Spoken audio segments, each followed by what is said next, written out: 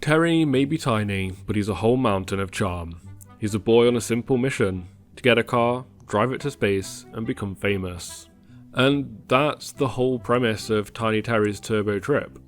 There's a simplicity to Snackflat's short, collection-based adventure, and that simplicity allows the game to be focused and have a whole lot of heart. I'm Ben for Smash Jump, and this is my review of Tiny Terry's Turbo Trip.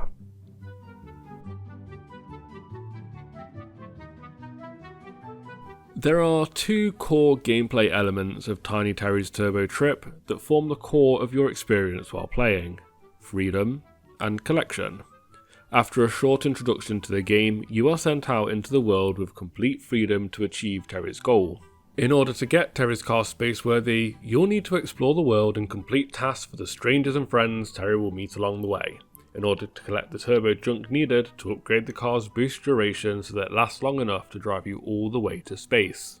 Tiny Terry's Turbo Trip isn't a long game, clocking in at around 4 hours to complete the story and a few hours more to achieve 100% completion.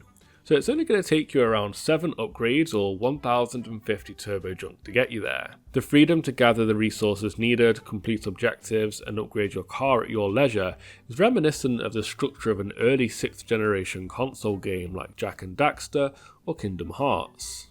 The freedom Tiny Terry's Turbo Trip offers does have a downside, though only a minor one: pacing. It's maybe slightly odd to talk about pacing as an issue in a game that's only 4 hours long, but it was something that started to creep up on me towards the end of my playthrough. As the game revolves around the collection of junk, you start out with a huge amount of ways to get that junk. There's loads lying around the world to collect, plenty of objectives to uncover, and rewards to earn, but as you draw closer to the end of the story, those methods start to dry up and things start to slow down. It never quite felt as though there was a drought of content, but junk and money did become more difficult to find during the last upgrade.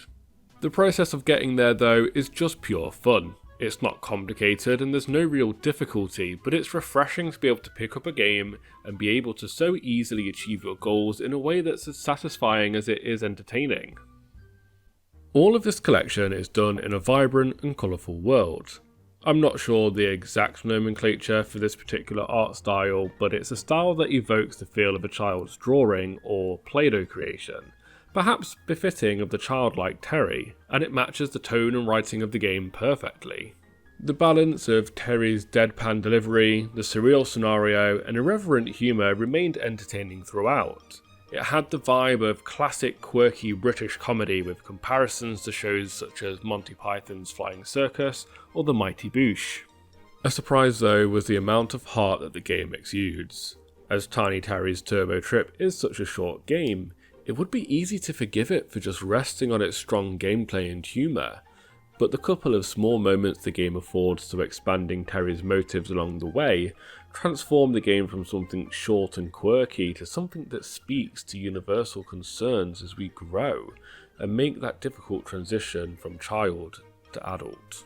Wrapped up in the packaging of the game's quirky art and irreverent humour, a simple yet heartfelt letter I found from Terry's parents, maybe later in the game than intended, recontextualise the story to one of coming to terms with responsibility, growing up, life, and your place in the world.